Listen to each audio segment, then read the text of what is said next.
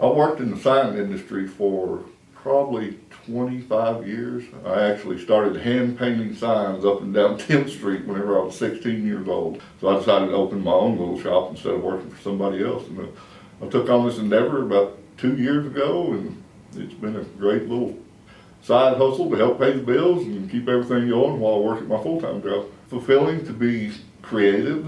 You know, there is a very creative side of me. I went to the Art Institute of Dallas back right whenever I graduated high school, and that's how I got into the graphic designs. So it is fulfilling being able to create and see things around town that, you know, images that you came up with, and learning how to run a business.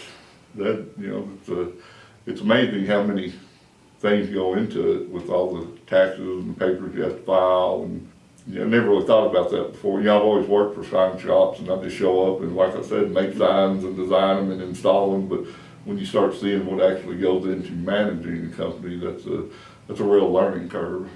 And I'm 2 years now, and I'm still on that learning curve. So it is good seeing quality work around town. See that it's going to last years and years, but it does make you feel good.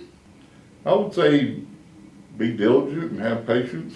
Come talk to you guys, you know, get it figured out. I had no idea what to do, and then after that first initial meeting, she taught me how to file the sole proprietorship paperwork with the counties, and you know, she told me I had to do it with both counties if I was going to work in both counties. This is just stuff that I didn't know, because I had this attitude that, man, I'll just work out of my house, and I've got this machine, I'm going to be able to save all these companies a whole lot of money and all this, and I'll get it done cheaper and still make a little bit of money. And you know, he kind of told me, he said, you're selling yourself short, and for one thing, that'll start making enemies with other sign shops because you're undercutting them.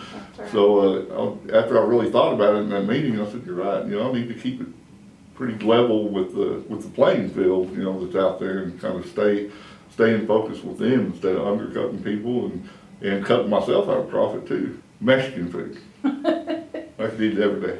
You know what? My favorite place used to be Leal's, and they shut down in COVID and never opened back up. But I go to the prison in Plainview, and there's a Leal's in Plainview, so I always stop off there. I go weekly, so I've got 2 restaurants in Plainview. I go back and forth. So.